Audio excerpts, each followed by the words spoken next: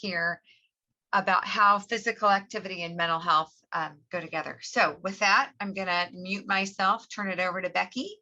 And Becky, just let me know when you want me to advance your slides. I've got them all here in the deck. Okay, thank you so much, Shelly. Thank you for having me. I'm really excited about speaking with you today. And in some ways, I kind of feel like I'm preaching to the choir a bit because I think a lot of what I will be speaking about as far as what research says are things that you probably know even more so than I do about the importance of physical activity for our kids. So, but just to get started, who I am, and Shelly spoke to this, I am a licensed clinical social worker. So I have been in the field for about 24 years doing direct care, direct service for probably about 17 to 18 of those years. Kind of started with a different background, working with at-risk youth, worked in the school system for a while, and made my way to Children's Mercy, where I had the opportunity to work with a sports medicine department. So right now, what I do is work exclusively with athletes, and that can be athletes, again, who are experiencing injury or more so just needing some support. I am a soccer mom and a soccer wife, so most weekends, I'll just say it, every weekend, you will probably see me on a field. I have a senior who is having senior night for his soccer season, so I'm not necessarily one to cry in front of a crowd, but it could happen. So we'll be doing that tonight. Okay, Shelly. So as far as objectives for today, what I would like to do is kind of describe the work that I do with the athletes in sports med. I do a particular theory. I utilize a particular theory called the acceptance and commitment theory, and I'll touch upon that a little bit. Give you some definitions for anxiety and depression, speak to the goals. So what ultimately we hope for our athletes as they return to play, or whatever their next steps are for them as a person and as an athlete. Look at the research about physical activity and its effect on mental health as well as mood. And there is a lot of research based on that. Discuss the concepts of a sedentary lifestyle, because sometimes we know physical activity is really important, but there's also research that talks about as adolescents become more sedentary, and we saw this certainly last year with most of their learning being online, the changes that we kind of saw. And I can speak to, from my perspective, what I saw through my office and spoke with my patients about that time of their lives. Talk about kind of what's working well, but also what gaps are physically or happening right now in the mental health world as far as physical activity and possible next steps, which really would include many of you in the work that you're doing. Okay, Shelly. So the work being done at Children's Mercy. So I've been with Children's Mercy for about 3 years now, a little over 3 years in the sports med department. And so the providers of sports med had known for years that when an athlete experiences injury, there is a dramatic change in their life, and how they have been operating quickly changes. So they go from their schedule, their social scene, kind of identity, their coping, and everything they've utilized their sports for changes immediately. And can sometimes change for a very long time. So some injuries can keep an athlete out, 12 months. There's also injuries that require the athlete to retire from sport. So those are things that the providers knew athletes needed to have some support in that adjustment. So a lot of what I do is kind of help them utilize and grow their coping skills, because many of them, once their sports stop, they're not really sure how to develop new ones. And so I help them kind of grow their coping skills, normalize their experience. A lot of my patients have never had anxiety or depression, or it hasn't been something that was within their daily functioning. And so now to have these feelings arise, it really can be worrisome for them. So kind of normalizing that through this adjustment, you may feel those, have those feelings, and it doesn't mean you're crazy, doesn't mean there's something wrong with you. It's a really normal, healthy reaction to a huge change in your life. I help with readiness to return to play. A lot of my athletes, a lot have a fear of re-injury. And so some, it is an incredible fear that can keep them from getting back into their sport, which is something they really want to do, but the fear is so high. So we will utilize different therapies sometimes to get them ready to return to play. And sometimes just it's a matter of exposure, taking small steps to get them back into their sport, and recognizing that their knee or their shoulder or elbows, kind of learning that new piece and honoring the fact that, yes, this is a little bit different functioning, but these things, you're strong and you've been doing the work so that these will suit and get you to the competitive level you want to be again. And then also, of course, dealing with the social issues that are created by injury. I just had a patient yesterday who is a really high level volleyball player, and she now has to have shoulder surgery. And she said, what I found with my group of friends was a lot of the questions were, well, I wonder if I'll get your minutes to play. I wonder if I'll have your position. I wonder if they'll move this person here. So she's going through a devastating part in her life and realizing that some of her friends and some of her teammates are way more interested in, well, does that mean I get your position? And so just kind of recognizing that and how to deal with that and where to fit that into her world. Okay, thank you, Shelly. So again, working being done. Some of the athletes do not experience injury. I get community referrals quite often from parents and sometimes even coaches who reach out and say, hey, I have a player having a really difficult time. And we all know adolescence and teenage years can be difficult. The population I work with typically is anywhere from 12 to 17, or no, to 18 possibly. I do see older patients, and I see them if they're connected to the hospital in some way. So if they've been through sports med and they continue with sports med, I've seen kids, who have, or patients who have been also in college, that college level. So just helping them sometimes with confidence, sometimes if there are childhood traumas, and that can come up during pressures of competition or transition. Some people do really well with change and some people have a real struggle. So that may be some of the work that I do. So just looking at how they can deal with the distress that comes up in everyday life and in the life of an athlete. Okay. So I'll kind of go into some of the diagnosis that I see most regularly through my office, and also give you guys a little bit of the definition. When we're talking about anxiety, what are we talking about? So when we look at generalized anxiety disorder, that is something where we may see and this could be into childhood, a child who just has, kind of apprehensive. They really don't notice their own power. They may be one who, in a child, you may see, kind of hide behind mom's legs, which is actually a really normal developmental, but if that's not something, even if they ever warm up, so even an environment that they know and should be comfortable with, they still find themselves kind of seeking out hiding spots, not wanting to be exposed, so to speak. Having a sense of impending danger, just something's bad's going to happen. I just had a patient this morning who said, even when the day is good, I wait for something bad to happen. Like I know it's around the corner. So even during my good days, there's still a sense of something bad may happen. So that is, that's a lot of energy. That's a lot to spend, when even your good days are kind of waiting for the not so great things to happen. They can also feel unsafe in their environment.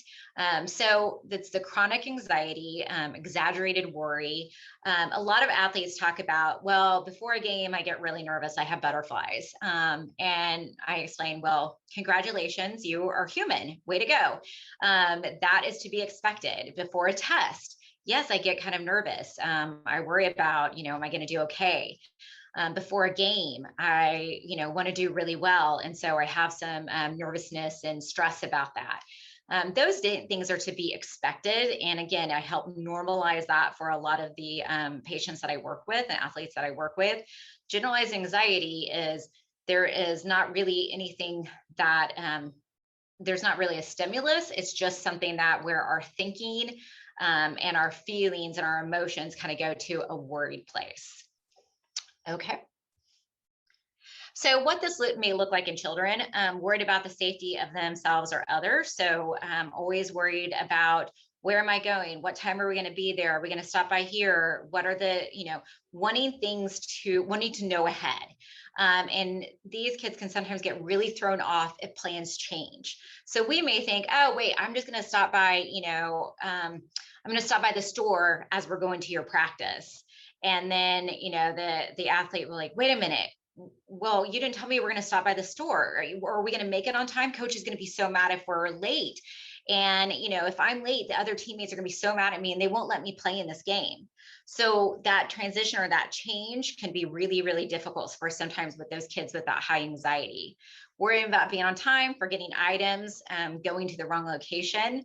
I have parents say, their athlete will sit in the backyard or back seat and say, okay, we only have 15 minutes to get there. Okay, we only have 13 minutes to get there. Are we going to be there in that 10 minutes? So, just that ongoing, like, I can't be late. I don't want to disappoint. I don't want to get in trouble. They'll feel that. Worried about failing in practice in our games. That also a huge worry about making mistakes. I don't know any of my athletes who are like, yeah, I'm really good about mistakes. Like, they don't bother me at all. Every athlete struggles with mistakes. But when they are creating avoidance, so I don't want to make mistakes, so I'm not going to go. I don't want to look dumb, so I'm not going to go to that. I'm not going to go to that activity. I'm not going to go to that play date because someone may not like me, or I may say something wrong. So that can be an issue as well. Worried about the conditions. Is it going to be too hot? Is it going to be too cold? Is it going to be too windy? Is the sun going to shine in my eyes? So just kind of going to every possible scenario. They can experience rapid breathing, sweating, their heart rate, and a lot of times they can experience stomach issues. So if you have a kid always complaining of my stomach hurts, my head hurts, a lot of times that may be due to some ongoing worries that they're having. Okay. So the next is social anxiety, which in a lot of ways looks very familiar or very similar to generalized anxiety. But this is typically about going in feeling judged in a crowd or feeling judged around a certain group of people. And that could even be people that they know very well, but still have a difficult time being around. So a lot of times, again, it's kind of that worst case scenario thinking that they're all going to think I'm stupid. They're all going to think I'm annoying. A big thing I hear with teenagers and probably even my younger kids is I don't want them to think I'm clingy. I don't want them to think I'm annoying. And so they're really fearful that they're annoying. And when I question, has anyone ever called you annoying? Well, someone did like 2 years ago. One person 2 years ago, and I have thought about it over and over and over. And now I kind of feel like that's probably what I am. So taking those comments and really, really sticking with them. Fear of casual conversations. I do a lot of how to do small talk. How to, just ask someone what they're doing over the weekend, ask someone how their day was going. It's really surprising to me how many, even teenagers, the idea of small talk, not only do they not know how to do it, they feel like, ugh, that's such a waste of time. I'm like, no, that's really how things get started. Like, that's how we get started in conversation. But it is something that I don't know if they feel like they need to skip over and just get like into super intense conversations with someone they're just meeting, but small talk can be really, really helpful. Of course, fear of performing in front of others, worried about judgment from others, and then strong emotions related to social events, or so going to a game, or getting really, really anxious before that. I in fact have a 14-year-old, and when she was around the 10, 12 age, I mean, we never went to a game where tears were not involved. I mean, the drive to every game was tear, because her fear of, and her dad was her coach, so she was worried about disappointing her father, disappointing her teammates. And I was always saying, hey, I don't have any money on this. Like, we're just going to have fun, it's okay. But what she didn't know how to do is calm herself in those moments. So me telling her, relax. If any anxious person you know, probably their number one thing is when they are in a heightened state, someone telling them, you just need to relax, is probably the worst thing we can do for them in that moment. Like they're like, yeah, I get it. I just need to relax. But the steps in order to do that, it's not really about relaxing. It's really about managing those emotions within that moment. And so that's often what we speak about, or what I speak about with athletes. Okay. So what social anxiety may look like in children: overthinking or getting stuck in mistakes, negative self-talk, fear of failing, fear of embarrassing self is a big one. Not wanting to look awkward. I often hear that, like, oh, I was so awkward, or I'm so awkward. I mean, I have kids who do beautifully socially and great in conversation, who will be like, oh, but I'm so awkward. I'm like, oh, really? Well, I don't know what you're comparing to, but you seem really, really skilled at being able to have a conversation with people. Feeling disappointed or feeling like they're going to disappoint parents, coaches, and teammates. This is probably a number one thing that I'm talking about with athletes, is that fear of disappointment. Well, what if I go out and I don't do a nice job, or the coaches are upset with me, or my teammates are upset with me? And part of my job now too is I also work with the sporting players, the first team, second team, and their academy team. And so you would think, professional athletes, they've done this for years. They're at the top of their professional game. And yet this is one of the things that also I see in young kids, teenagers, and professional athletes, is that fear of disappointing. And so that's a big pressure. Trouble focusing on performance. So kids who get stuck in their thinking or start worrying about things, they will find themselves disconnected from their sport, and they're just kind of going through the motions. Again, a lot of stomach issues, feeling hot, feeling sweaty, and then maybe a loss of energy. So the next would be depression, and I just kind of generalized depression. There are, of course, are different types of depression, just as different types of anxiety. But if we kind of generalize it, it's characterized by persistent sadness or hopelessness, kind of sadness, just kind of waking up feeling sad, and then kind of feeling like, I don't know if it's ever going to get better. I don't know if good things are going to happen for me, or if I'm ever going to feel happy. So, feeling sad, hopeless, irritable. A lot of times in children and adolescents, you'll see a sense of irritability. Because again, any type of expectations we have on someone who is experiencing depression can sometimes be really, really difficult for them. And so then you may find that isolation, where they just don't want to be around people.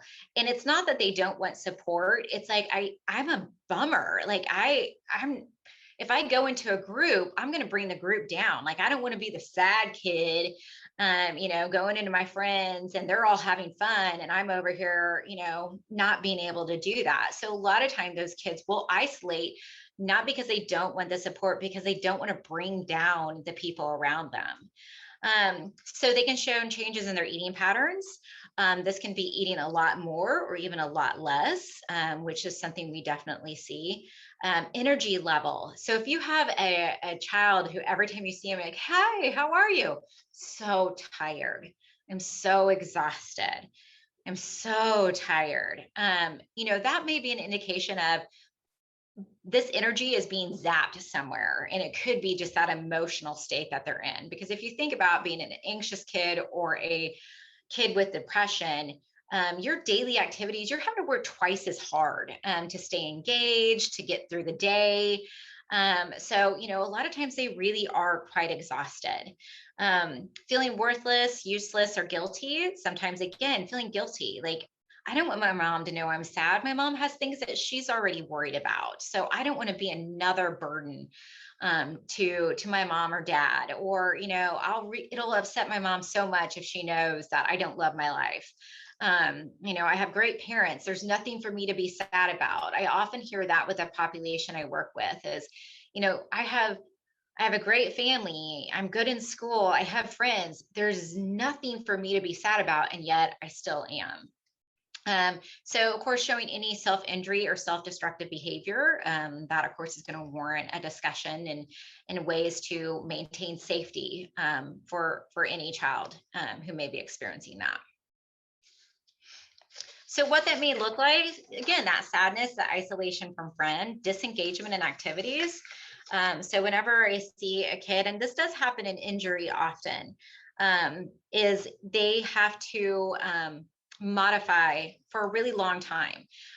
So when they're returning to their sport, it's not as fun. It's not as fun. They're not at that competitive level they were at. So when you think return to play, it's like, all right, go do it. But then that's just the next stage of I'm not as fast as I used to be. My stamina is not as good as it used to be. And I'm just not having fun in the one thing that I've been looking forward to for the past 9 months. So that can be a really, really difficult thing as well, as like kind of relearning and evolving your game and yourself as an athlete. Something I talk with athletes quite a bit. Again, feeling tired, struggles with sleep, either sleeping too much or sleeping too little. I have some patients that I've worked with in the past who say, I get 12 hours and I wake up exhausted. So that's not a lack of sleep. That is something else, kind of internally going on with that individual. Low energy, lack of motivation. So interesting enough, during the pandemic, and when everyone kind of like things shut down, I started kind of hearing a trend of the kids I was working with. And one of that trends is I'm so unmotivated. I'm procrastinating. Like I'm so lazy. And these are athletes who have been, 5 days a week, doing games on the weekend, doing extra things on their own, straight, strong students. So there's nothing lazy about these kids. And I could argue there's like, laziness is not really typically the issue. There's usually something else going on. So one of the things I talked about and kind of realized during that pandemic time is we took a situation where our kids are incredibly structured. They know how to follow a schedule. They know if you write it down for them, they can do it, and they can do it usually pretty successfully. Well, with the pandemic and with the quarantine, it blew that away. They had no structure. Their schedules were completely different. And really, they didn't know what to do with that. So, ultimately, I don't know if we're great about teaching our kids how to develop their own structure, how to develop their own schedules. And so when something like this happens, although, it doesn't happen often, but certainly in different times of their lives, like say going from high school into college, if these kids don't know how to develop their own structure and their own schedules, then they kind of, I think, probably go to low hanging fruit, which just happens to be Netflix, video games, TikTok. I mean, so I think what we found are kids who were typically productive and enjoyed being productive and active, not knowing what to do with their time. And I will tell you, as an adult, I was trying to figure this out myself, and looking at my 2 kids who are now like, I got to get into this, this link to get to this link and, I'm a Generation Xer. So I'm like, oh, I don't know how to help you. So I think what our kids were finding is I'm lost and I'm looking at mom and dad and they're a little lost too. And so I'll just go play video games. It's there and it's available, and that's what I'm doing, which is fine. But in the long run, it really did create some negative self-talk about I'm lazy and unmotivated. I don't think that was it. I think we were unstructured and we're not sure what to do. Okay, thank you, Sally. All right. Okay, so what we are looking at as far as reducing negative effects of stress on student athletes. So I utilize a model called acceptance and commitment theory. And I would say for probably 90% of the people walk through my door, this is the treatment that I utilize. And what's kind of unique about this treatment, it does take a little bit of the cognitive behavioral theory, but it also adds in a mindfulness component. And it also then, really helps people accept the emotions and the experiences that they're having rather than trying to get rid of them, So kind of old school way of doing things was, if things created anxiety for you, then stop doing them and your anxiety goes away. But what that then happened is we really were just teaching people how to avoid, like becoming super good at avoidance. So it really wasn't helping people manage and deal with the emotions they were having. It was just kind of helping them avoid things that didn't feel good for them. So really this treatment is really about, okay, yeah, you're out of sport. We're in a pandemic. We're not really sure what to do. And so from that, you're having a lot of emotions. Can we accept that those emotions are there, and at the same time then commit to what's most important in the moment? So for, let's say, someone who experiences some depression and they really don't want to get out of bed in the morning, they're just having a really hard time. Can we accept that this is going to be a tough day, that this one may be a tough day, and we don't have to do everything in that day, but can we do one? Can we commit to one thing in that day? And that may be, let's get up and shower. Let's get up and have some breakfast. Let's get up and do some stretches. Can we commit to one thing that day, even though we know we may not feel good that whole day? So it's not where, well, we want to get happy. I want you to be happy. It's more of, I want you to deal with the emotion that you're having. And as we do that, then we can kind of open up space for things that are kind of fun. And those times we do find ourselves laughing and we can enjoy what we're doing. So that's a bit base of that model that I utilize for most everyone. There are in certain circumstances that if I have an athlete who is really, really fearful about and having some kind of repeated trauma. So a lot of times if athletes hear popping, like my knee popped and I froze. Or something, a lot of times it is that popping, but any of that stretch, like that stretch felt weird. I had one player who, she was getting ready to go back into soccer, a high level soccer player, and she saw someone do a slide tackle, which is how she was injured. She goes, I got up and had to go throw up. She goes, I was watching the game and then it got sick to my stomach because I watched this. How am I ever going to get back there? And with that, when there's kind of that extreme fear place, a lot of times I will utilize what's called EMDR, which is eye movement desensitization and reprocessing. It is a process and a type of theory or a type of therapy that really kind of triggers our brain's healing itself and our brains getting to the right conclusion that things aren't as terrible. And not every time you've been on the field a million times without injury. This is one time injury occurred. It doesn't mean that then every time thereafter you're going to have injury, but sometimes that's what the brain is doing. And also allow our brains to move from protect into getting back into kind of some normalcy with play. Okay, so moving into kind of what does the research say about activity, physical activity, and its connection. Sorry, I think I have my slides a little bit different. So on this one, and this information was from the CDC. So, and this one information is a little bit older. So this is the last time they reported. So we have been through a lot since 2011, 2012. So I think the numbers would be very, very different now than they were back then. I think, we would see the numbers much, much higher. But 7.1 of children ages 3 to 17, so approximately 4.4 million have been diagnosed with anxiety. So that is a large amount of the population. And again, I think these numbers probably now in 2021 are probably even higher because now our kids have access to a lot of information, and they also have been through, incredible things, changes within not only their society, but also society at large. So 3.2 children ages 3 to 17, approximately 1.9 have been diagnosed with depression. So I will tell you, diagnosing someone at the age of 3 with depression is probably a little bit unusual. It probably does not happen very often. Usually at 3, we're looking at the behaviors, the child's behaviors, but also really coaching to parents' behaviors.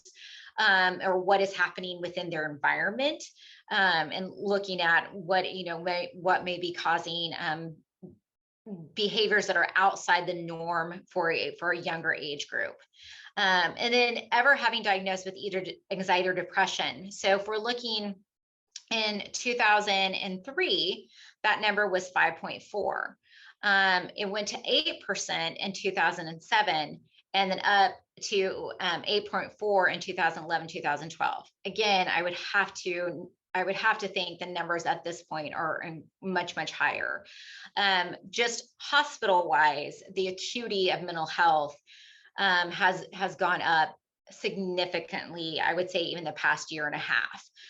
So the acuity meaning kids who are they're at a more serious psychological distress and needing more intensive care and needing longer term care has gone up immensely with even the hospital population. So which would, question, or which would say probably the community at large is seeing the same thing. Okay.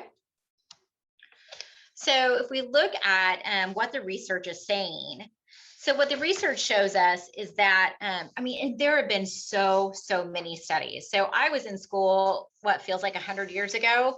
And I remember, them speaking about physical activity and the effects of mental health.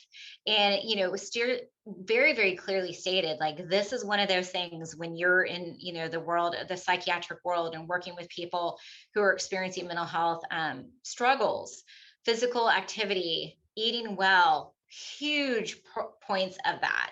So the studies have gone on for a really good long time. And what they do say is that, they have a direct effect on mood. What you're doing and the consistency of your activity is a direct effect on, your severity of anxiety. It doesn't mean it goes away, but again, your ability to manage it and your ability to do the things that are important to you, even when you're experiencing anxiety or even when you're experiencing depression, that's kind of what we're looking to do. So to say, physical activity will magically make depression disappear would be incorrect. But could it help then a patient manage those symptoms so that they can get themselves to school, they can interact with their peers, they can have relationships with their families? Ultimately, that's what we're looking for. And, it is shown through research that that is something that is possible and helpful with physical activity. So what they suggest is regular physical activity can significantly improve mental health, lessen symptoms of depression, anxiety, and stress. And so I think anyone who has a regular exercise routine as an adult will know, if I go 3 or 4 days without that routine, I start to feel that. I start to feel that both emotionally, physically, things just kind of feel off. And it could be, I would argue one of the reasons, that athletes, once they experience injury, feel that bubble up of anxiety and depression is because their physical activity has been limited. So they are no longer having their consistent practices. And some can go 6 to 8 weeks with really restricted. So if you're dealing with a concussion, you may be out of your sport for several months. They are now, for a while, concussion has been all over the place. for a while it was, I remember back in my day, like, if you got a concussion, keep that kid awake, at any cost, put ice on their face because you need to keep them awake. Well, then it kind of moved to, no, you need to let the brain rest. So then it kind of went to the extreme of, dark room, no people, no light, no nothing, and keep them there. Well, if that's not a recipe for some psychological distress, I don't know what is. So I think we've kind of hit a middle of the pendulum for, let's say, even a concussion kid, where it is, we want you up walking.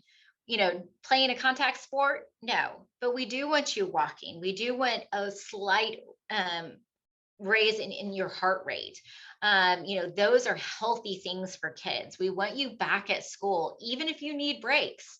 So you go back to school, you do 1 hour, then you need to take 20-minute break. You do the next hour, then you need to, absolutely fine. But we're wanting kids back into their routine, because what we're noticing is, withdrawing them from their life had a negative mental effect.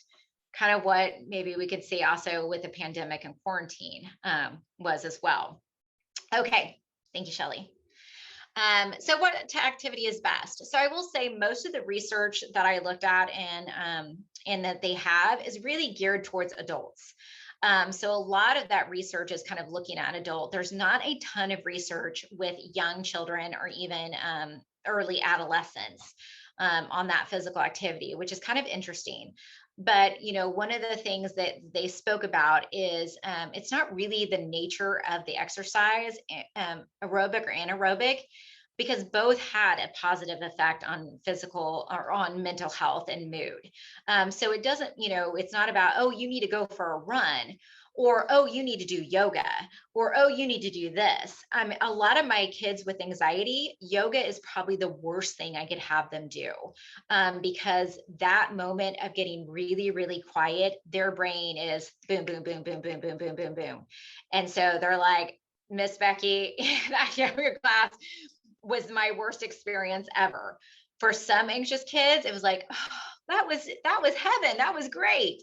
But so it's to say, like, oh, if you have anxiety, then you need to do yoga. Some kids with that need to run. They need to have music on. They need to be in a contact sport so that they don't have time to think about, or don't have time to let their brain go because they're moving in a really quick way. So it really is kind of sometimes knowing the person and then helping them kind of find the path that's best for them. But yeah, so that's, we always kind of want like a good, like, what are your, what's your equation here? What's your equation to things getting better? And a lot of times mental health is a very different thing because we're humans, we're messy, and we're super complex. But they did conclude that consistent exercise, even a short amount of time, but it been doing consistently, I think is, really an important thing. And when I think about younger kids, when I think about, really, because there's not a lot of research geared towards that younger population, but when I think about how could this be helpful for younger kids, I think it's just really developing this habit and developing this as part of their lifestyle. Do we tell them like, we're having you walk the track so your mental health is good? Not necessarily, but we're having you walk the track because this is building healthy habits that will help you through your lifetime. So I think that consistency, even as when they're younger, is really going to help thereafter as they grow older, because what they do show, research shows, is younger kids do get more physical activity. It's built into their school day, their recess, and it's part of their active play. Well, as they get older, so getting into 10, 11, 12, and then into adolescence, that activity level drops a great deal, because then you have things like homework, video games, and socially, video games are a huge, that is how everyone kind of connected during the pandemic and quarantine. Like I played with, hey, I didn't get to see my friends, but I was playing games with them online. And do I think that's a terrible thing? No, I love that they stayed connected to their friend. But that being the only way, hey, have you gotten outside today? Hey, have you moved your body at all? I have an 18-year-old and a 14-year-old, and I remember distinctly like one school day walking in and being like, you guys have got to get up. Like, you've got to stand up. You're going to get bed sores. Like, you cannot be in this one position for 8 hours. Like, but again, my two kids are super active, but when everything was the rug was pulled underneath, they fell into that, like, this is what we do now. And this is who I am now. And so really kind of teaching them and saying, we can be consistent, and you can consistently remember who you are. You're an athlete. You're an active person, and that can start at a really young age. Okay, Shelley. Okay, so what happens in the mind and body? And again, I kind of feel like you guys would probably know this even more so than I do. And there was no solid research of like, this is what happens, and this is why physical activity improves mental health and mood. Like these are the things. There's hypothesis about that. And some of these are not going to be surprising at all. You know, that runner's high, endorphins. I mean, I've actually, I don't know if I've ever experienced a runner's high. Maybe if I went a little bit longer, if I push myself a little bit longer, I'd get there. But that's something they kind of look at is, you know, get those endorphins going, and then you're going to have that elevation of mood. Thermogenetics, so increasing that body temperature, they're also wondering if that increase in body temperature then helps that increase of mood. Again, I don't know that some people say, a colder body temperature is better than a warm body temperature, but I think internally what's happening, they have hypothesized that may be something. The mitochondrial, so the energy production. So I think, I don't know if anyone would argue if I am making my working out or physical activity a consistent routine, what I'll notice is I may be really tired the first couple times, but then my energy kind of gets going and I have a little bit more energy the more movement I'm having. One of the things I talked a lot about is a body at rest likes to stay at rest. And so the more you're kind of sitting, the more your body's like, yo, that's a good idea. Let's do that. The more you're active, then your body's kind of like, okay, you know what? This isn't so bad. Let's do more of that. A body at rest kind of wants to stay at rest. And so sometimes we have to push ourselves outside of that. The mTOR, which is, I would have to tell you, I know nothing about, but apparently it has to do with learning and memory, and there is some antidepressant effect to it. And so the physical activity may help the production of that area of the brain, which then again leads to the elevation. And of course, everyone's favorite, serotonin and dopamine. Like we always are looking for what's going to increase serotonin, what's going to increase dopamines. Those are kind of our either like, oh my gosh, this is so amazing. Or, you know what, I'm just kind of doing good. Like I just kind of feel things are going to go my way and things are going to work out. So does physical activity increase these areas? And the hypothesis is probably so. And that's why we get the bump in elevation and mood with that consistent physical activity. Okay, shall we? All right. Are there any possible downsides? So I will tell you with my population, again, I have really high achieving kids, very high expectations of themselves, and they always want to improve. And so you do occasionally, and I will say, occasionally I do have those kids who become exercise dependent. And, really in the efforts of improving their performance, sometimes you'll see, really restrictive diets where they're healthy, but it actually becomes very, very restrictive, and also some over exercising. So I have athletes who not only practice every day, but sometimes then they'll go to secondary trainings after that. And then some days they have weight training on top of that. So you have kids doing multiple things in a developmental time of their body where they're still growing. And so, we do discuss, over injury. We also discuss, is your body just need a rest at times? Is that part of also your, self-care, is being able to let your body recover from those days.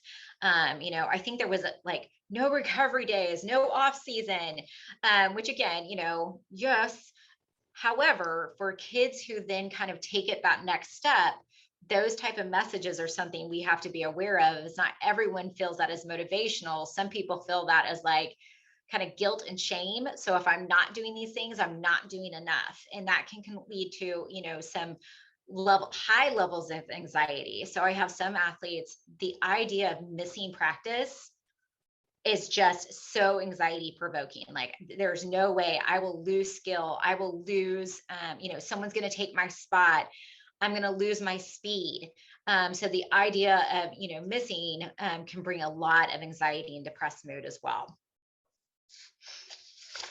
Okay, so there are some research. Again, I kind of had what I looked at as a review of different studies and different research about a sedentary lifestyle in adolescence. And certainly, again, when you see a dramatic drop in physical activity, it is during those adolescent years. And the truth is, again, a child can like really could sit for 8 hours and have something to do that whole time.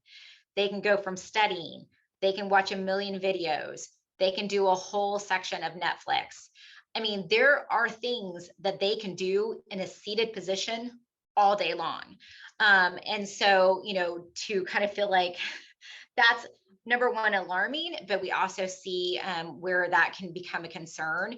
And what the research shows is that there is a relationship between depressive mood and the amount of screen time, leisure screen time for adolescents. So if you have kids who are coming home from school where a good amount of the day they have been sitting, listening to teachers and lectures and doing work, then come home and immediately again kind of get in front of their screens and they're down for the rest of the evening, and then parents come home and kind of that same type of lifestyle, then you can typically have someone with getting so little physical activity. And that really is showing that sedentary lifestyle really does also affect self-esteem. One of the things, again, when kids are saying, I'm unmotivated, I'm not productive, I'm so lazy. For a kid to feel lazy about themselves is a really difficult place for them to be. Productivity is honored. And when you're kind of like, I am not productive at all, you have some kids are like, meh, sure, I spend 6 hours a night on video games, but I would say most really do want to be somewhat productive with their time. They're just not always sure how to do that, and how to fit that into their life. So in adolescence, when it's not part of their school day or part of their family dynamic, then it can be hard to kind of figure out where that actually fits in. Okay. A little bit more on that, kind of the findings on that. So this review looked at 31 studies concerning the amount of screen time and levels of psychological distress. And 2 studies found that actually, it was a weak connection. There wasn't a lot of connection. And it was interesting that one of those studies out of the 2 showed that if kids were on video games with their peers, that it didn't necessarily have an effect on their psychological distress. But I would say out of 31 studies, 2 found weak evidence. 17 and 12 found either moderate or strong evidence. And I think just being around kids and being around the population, you kind of get a sense of, again, if someone's sitting time and time again, there's a lot of isolation in that. And our kids are needing, face-to-face contact. They're needing that interaction with one another. Every kid that I have talked to is like, oh, I don't want to go back to school. Like, oh, but I'm glad to see my friends. So, I mean, it's kind of one of those things where, yikes, I don't want to be somewhere for 8 hours, but it's worth it if I get to see my friends. So, and those are even the kids who would categorize themselves as introverts. And I have a lot of kids tell me I'm an introvert. And I'm like, oh, really? Because you are on Stuco and you're in games and you're super talkative. So we probably need to look at that label a little bit. Okay, so our next slide is what's going well. I mean, with what I was looking at as far as how the programs are set up, a lot of the programs that you guys are involved in, really teaching kids from a young age about how to build physical activity into their lives and how it can be a part of their lives for a lifelong, are great ways of doing that. The schools do such a nice job. Of course, we want them to do more, but whenever they talk about cuts or cutting out recess or physical activity, I mean, I think that is something we really have to look at, because if we're looking at the health, not only physically, but mentally of our children into young adulthood, into adulthood, I think it's something we want to really pay attention to before we do any cuts in those areas. So movement within the classroom, are classrooms getting a lot of movements? Are their teachers getting kids to move around with their learning? That can be such a great way to build in physical activity into kids' worlds. Youth school programs before and after school. It's nothing wrong with having a kid run around, get a little energy, before school and after. I mean, my kids loved after school. I mean, just having that time after the school day and after sitting to run around and play tag and those things, it was such a great thing for them. Physical education in school. Most of the schools have, at least in elementary, are able to do, like, I think they're called specials. And so they have physical activity built into their curriculum. And that goes into the high school. Unfortunately, I think in the high school, at least in the state of Kansas, I'm not sure about Missouri, you really only need 1 year of physical activity. So, or two, or a credit. So that's basically 1 year. So really after that, you can kind of knock that out your freshman year, and then you really wouldn't have to take any more physical activity if you didn't want to. It's not a requirement. And a lot of kids, mostly those high achieving kids, will take physical activity in the summer so they can open their schedules up to have more time for academic classes, so it looks good on their transcript. So that may be something we, kind of have a discussion about of, okay, I'm not going to take gym because I'm going to do an AP class. Well, okay, AP class may look great on that resume, but for your overall health, maybe we really need to look at that physical education class in your school day. Recess and intramurals are also a great way to just kind of build in that community and that physical activity community, and then school sponsored sports. That's a long standing road, and I think it's been a great road. I would love to see maybe that expand a little bit more. I know when I worked in the schools, one of the biggest, and man, they had, like, it was the bowling team, and they had like their matching shirts, and they rocked it out in school. They were amazing. They were great at it. And the coach built in physical activity into part of their training. So of course they were out bowling a great deal, but then built in more physical activity on top of that. So and they were a great team, and they knew it, and they wore their bowling with pride. So they're fantastic. So there are some things going well. And so that's always good to see. The next slide talks about, here's some possible gaps. And this is where, having the conversation with Shelley was kind of made me really kind of think about things as well. Is, when I talk about all the classes that I took for direct care of working with patients and working with clients, we always spoke about how important physical activity was, but we never spoke about how to build that into the treatment. So, beyond me saying all the research shows this is so important for your recovery, we need to be doing this as a daily activity, set your schedule, set your structure. Those are the conversations I can have. But what I don't really know, and where I feel like I lack, is what would that look like? So, what are some things how can I connect them to places or people that can really help with them? Because I'm not going to go home and take a walk with them. We actually may walk in a session, and those are kind of my favorite things. But beyond that, I always do feel like, besides me going like, this is a great idea, I don't have a lot that I can then put in place for them to help them move towards that. So, most of my patients, when I tell them like, this would be so good, they're like, it would. And then I check in, I'm like, how did that go? I didn't do that. So it really does need to have a plan in place for them so that they can kind of get going and build this into their own structure. But I do feel like I'm kind of lacking in that. The truth is, by the time someone's in a depressed state, saying to them, you know what you need to go for a run, is tough. It is a really, really tough thing. So to me, really this being a preventative thing is going to be really the message that I give. So many of the patients I work with have their highs and lows. So some days are really great. those days where I'm feeling really, really awful, those happen as well. So what we often do is let's plan for those times that days are really, really tough. What can we plan for? What can we put in place? So when those tough days happen, we can just kind of continue with what we're doing.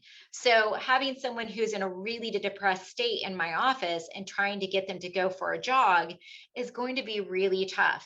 But if we had worked during those times and it's part of their treatment and part of their routine, then that's going to be really preventative on those times where I'm not getting out of bed. Well, remember, we do this every day. We take that 20-minute walk. We do that 20-minute stretch. Every day is going to be much better than trying to implement that during a depressed state.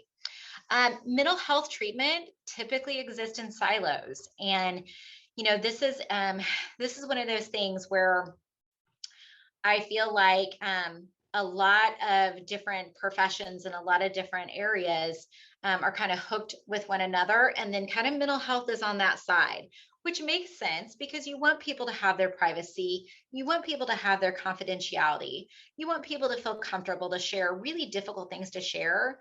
And at the same time, I want to be able to access different programs and access different things where people are working together. And I feel like a bit of that, I'm seeing the results of that at the sports med center where I'm working with providers, but I'm also working with PTs. And so, I'm working with parents. So they're getting an idea of what I'm doing and I'm getting an idea of what they're doing. And I think that's a really, really great thing rather than to kind of put mental health in that quiet little corner. Really bringing it and integrating it in, I think is going to be much more helpful. And it also allows, a patient to understand that, this affects every part of your life. And so you working with your PT and your doctor about your recovery, and also speaking about what the fears that you're having and what you're experiencing mentally is all going to help in ultimately getting you to where you want to be. So in everyday life, most physical activity-based programs stop after elementary school. Some middle schools still do kind of a recess or, they have a PE class, but many of them stop. And that's also when you see an increase in that sedentary lifestyle that the research showed is kind of after those elementary years. So really, how do we build that into this is part of your life as a middle schooler, as your high schooler, as a young adult, college student, career person. This is something that we can really build in with that. Emphasizing organized play or an emphasis on organized play. So one of the when I started working with sporting, I was in a meeting and they had a lot of their technical staff. And one of the things, one of the trainers were talking about, and this was a couple of years ago, but what they were finding is, they had quite a few injuries occurring and everyone's kind of like, what's going on? And one of the things that the trainer had said is there's so many of our players who grew up playing soccer. That's what they did. That's what all their extracurricular activity, all of their free time, everything was geared towards an organized play. And so there weren't kids out climbing trees and running down hills and riding their bikes over ramps. In fact, that was discouraged because for the love, don't get hurt. And so then, as they continue through the system, what they're finding as they get into adult professional player, is some of those things would have been really helpful for them, riding their bikes, climbing up a tree, going over fences, those would have been really helpful for them in prevention of their injuries thereafter and the movement of their body thereafter. A lot of things are coach and parent led. One of my soapboxes I get into, and Shelly, tell me if I'm going over time, man, I can be a talker. One of the things I do with my soapbox is I will say, in an effort for parents and for kids to feel supported and heard, sometimes we can be a little bit hovering. And so a lot of times, even on a playground, if you see two kids kind of getting into it, like, you're right, that's not fair. A lot of times, if it's parent or coach led, well, guess what? Guess who comes in and saves the day? the coach or the parent with all of our experience and all of our problem solving come and step in and tell these kids how to figure this out.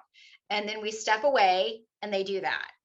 Well, I think one of the things we would really benefit, or one of our kids, or what our kids would benefit is how they work some of that out on their own. Of course, we don't want it to go into a hateful or hurtful area within kids, but a lot of times we can allow kids to work things out on their own and come to some own conclusions. It's hard to do that when everything is parent or coach led and there's not just kind of free time play. That free time play allows these kids to work things out and figure things out. That way they know they're capable of doing it there in the future. Sedative behavior of adults. So if you have a family and they really are kind of come home, we play video games, we eat dinner, we watch our shows, and then we kind of go to bed, there's not a whole lot of role modeling of that physical activity. So it would be something, that then the child would be kind of a one-off if they're doing things differently, which is tough, which is, really sometimes tough to be that one-off. And again, screen driven learning. I messed that up. It was what we had. It was what it was. I think every school teacher, student, said there were some good things about it, but there were a lot of struggles about it. And I think we're probably going to be seeing the effects of being in quarantine and the effects of that social isolation for years to come. Okay, I'm going to give that 5-minute. Okay, perfect. Good timing then. So, really, how can we improve? One of the things is really starting to talk to our children about their mental health. So I will tell you the conversations that a lot of kids hear are online. What they hear, their favorite musician, their favorite actor, their favorite sports, that's what they really kind of sometimes learn about mental health, because I think a lot of adults don't really know how to speak to that. No one wants to make anything worse. But really, letting kids know what is mental health, what does that even mean to be mentally healthy? Does that mean to be mentally tough? Does that mean to always love yourself? Does that mean to be happy? So really helping kids understand that mental health is a range. It is, experiencing sadness, experiencing difficulty, experiencing worry, and then being able to manage it and believe in self and know that you're capable of moving on and achieving what you want to achieve. One of the biggest things I say about kids is, can you have nerves and still be an effective player? Yeah, you can. Nerves are just an emotion. We have 1 million emotions a day. So the fact that you're feeling nervous doesn't mean that then you can't play well. You feel nervous, you accept it, you know why you're nervous. This is super important to you. And then you take your steps and all your training, all your preparation, all your hard work, and you be effective out on the field. So those, we can do both things. It isn't like, I'm nervous, shut it down. I'm having an emotion. Okay, that's it. Yeah, we have emotions all the time. It's okay. Identify them, know why they're hanging around, and then kind of move on. Educate kids on how they can help themselves. Again, a lot of times as parents, as an adult, we do that for them. So if a kid's crying, we immediately, what's wrong? What do you need? How can I help you? Da, da, da. And so we really try and rush kids through emotions because we're uncomfortable with it. So a kid's angry. Well, why are you angry? What did they do? Da, da, da, da, da. Well, they're angry. Let them be angry for a little bit. Make sure they're in a safe environment. If you need me, I'm next door. Come get me if you want to talk about it. Allowing them to be and experience their emotion a little bit is okay. Also kind of teaching them, what are the 3 things we can do each day to help our wellness? What are 3 things that we can do? Can we wake up in the morning and, have a big glass of water? Because that's great for my wellness. It's pretty easy. Can I do one thing if while I'm walking to school, I think about one friend that I look forward to seeing, because that's really good for my wellness. And then maybe when I'm on my way home, I get a couple of friends together and we play a pickup game of basketball, because that's really great for my wellness. So helping kids set their wellness intentions every day, those can change or those can remain the same. is absolutely fine. Okay, let me, Shelly, I missed my, oh, thanks. I was like, I don't know what the next one is. Educate parents on mental health and how they can help promote their kids owning their well-being. We don't own our kids' mental health. We help develop their mental health. We help them own their own. Encouraging informal play. Encouraging kids to go play. I know it is a different time. And I remember distinctly when I was 10, riding 3 miles by myself on my bicycle. And my mom had no idea where I was because there was no cell phone, no nothing. I just knew I had to be home by this time. Well, my kids grew up having a perimeter of where they could go on their bike. And I knew they were there a lot of the times because they had a cell phone and I could track them. So it is a very different time, but kids do need that informal play. It's important. And at the end, if I could say something, I don't fight the screen time. I don't shame or embarrass kids for okay, I did my kid there. I did when I told him he's going to get bed sores. I did shame him. But typically I don't fight screen time. I just help kids develop a bigger world than just that. I'm not telling them like only 1 hour. You can only have 1 hour. Like, okay, you've done this much of screen time. What's the next thing you can do that may be a little bit different outside of that? Okay, you want to play Fortnite for 4 hours? Okay. How are you going to balance that? What's that next thing you can do? Could you maybe then meet your friends thereafter and have a pickup game? So building and widening a child's world rather than like constantly fighting about screen time. And I included some resources. These are mental health resources that are often utilized. And one of the ones I really like is, where is it? Oh, I don't know if I included on that. There is one number and it's through Jackson County and it's called a warm line. And I don't see it on here. I'm so sorry. Oh, here it is. Mental Health American Warm Line. Maybe it's through Johnson County. That is, I'm not necessarily in crisis, but I am struggling. I just kind of need to talk with someone. That's a great number to call, for someone to be on the other line and just say, I'm having a hard time. I had this go on today, and I just need to talk with someone. So I definitely encourage that. All right. And that's all I have. Thank you guys so much for hanging in there with me. Does anyone have any questions? Yeah, we'll open it up for questions. It looks like there are a couple in the chat. I can't see them right now. If I pull them up, then everybody's going to see my screen. So if somebody wants to let me know what those are, if there's a question for Becky, that would be great. But it sounds like, Becky, there are some things that this group can take away from your presentation in terms of what we can do as a group and how this fits into the physical activity plan.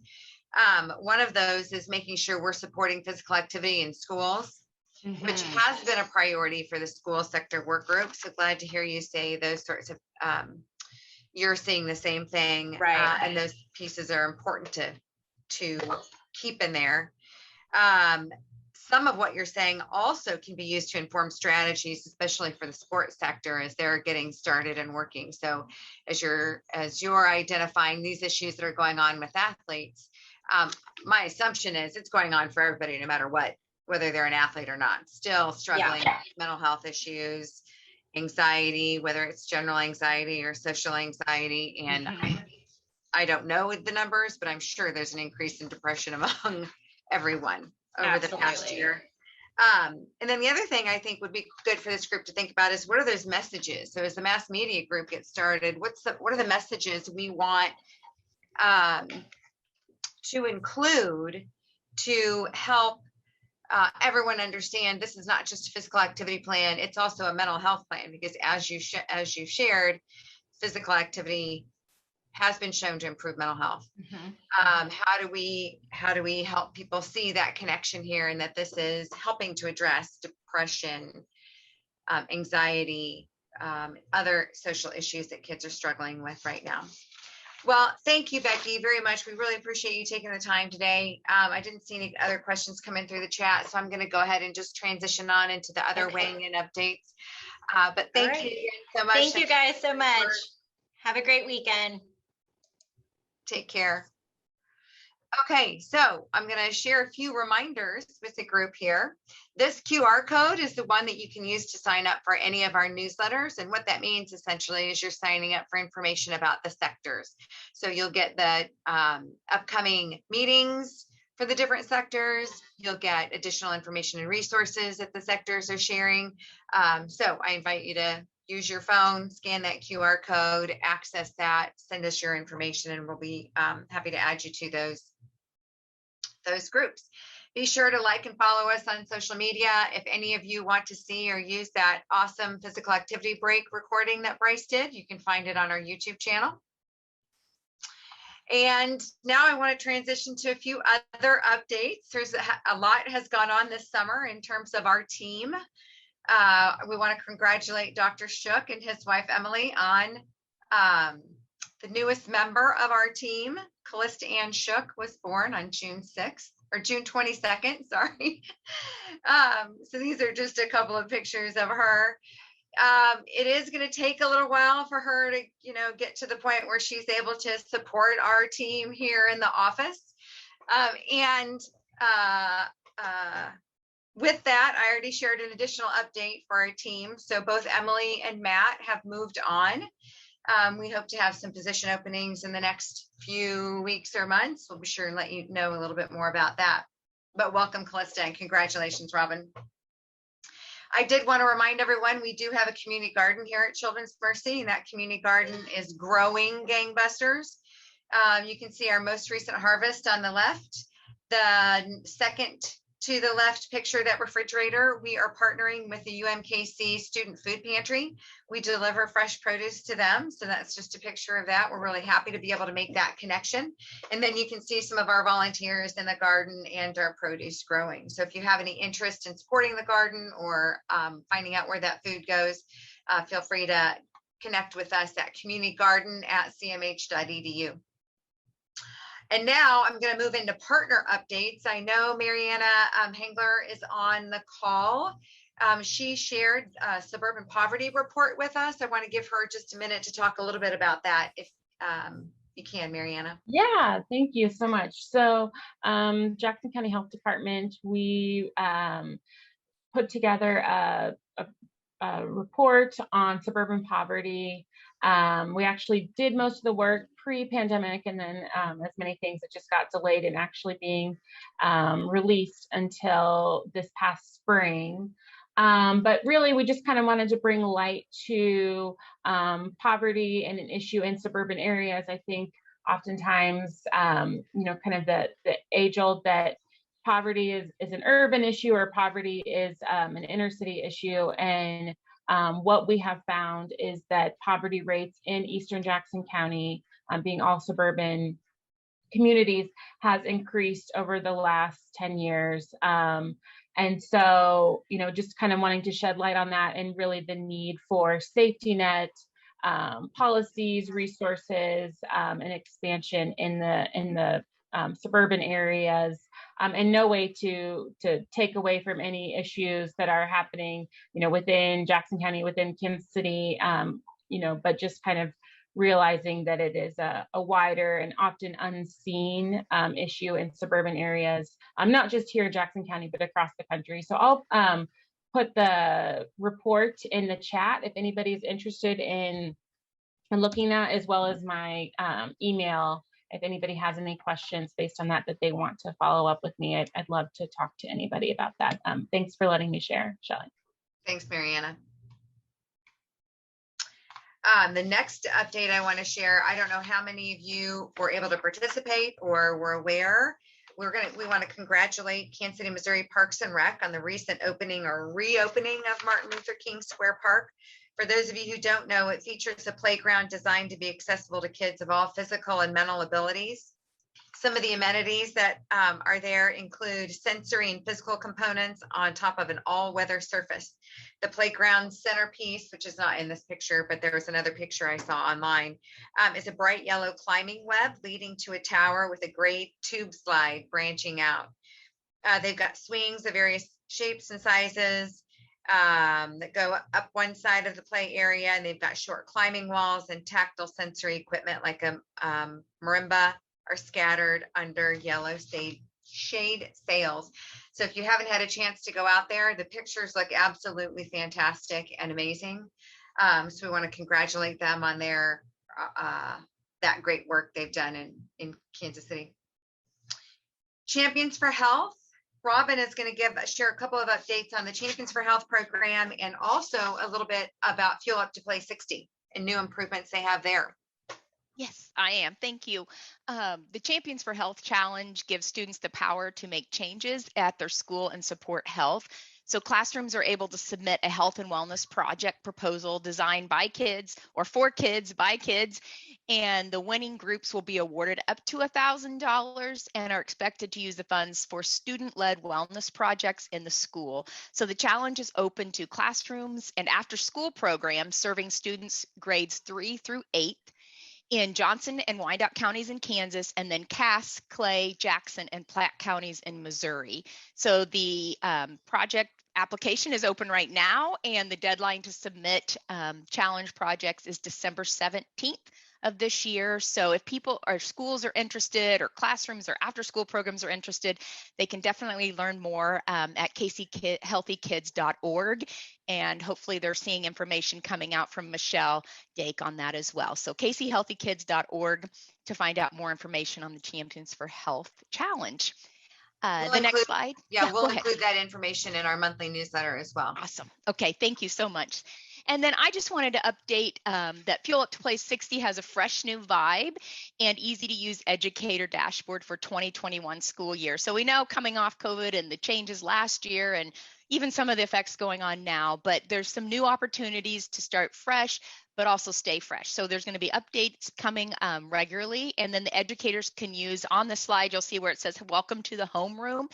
So that's a digital resource that has full of different videos, learning activities to help students discover more about the things that matter to them, like staying healthy, and that can include getting enough sleep, being mindful, and also pitching in to make the planet greener. So that's something new and just a new look and new fresh materials as well.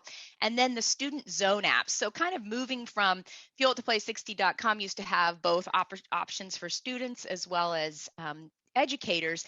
We're moving to the student zone app so that they can utilize the app on their phone. They can do different activities and challenges, physical activity challenges as well, and then get credit for those activities that they complete.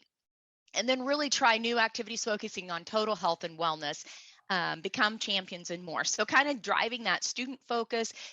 It'll continue to be updated and adding new fun things for them as well that really hit that students and what they like to do. So options for educators and then as well as for students. And those are just some new things coming. There'll be some new additional pieces that hopefully I can share later on in the fall too. So thank you. Robin. Yeah, thanks for those updates. Okay, anything else? Any other partner updates that we want to share as we're just a little bit over our time this morning?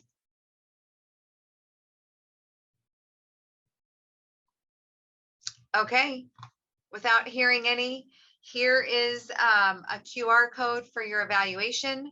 We appreciate any feedback you have on the meetings.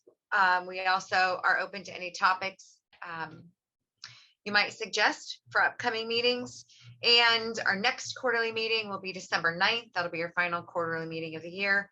We hope you will save that date and join us there also. So with that, thank you all for joining us this morning. It's great to see so many of you. I hope sometime to see you all in person soon. Have a great week.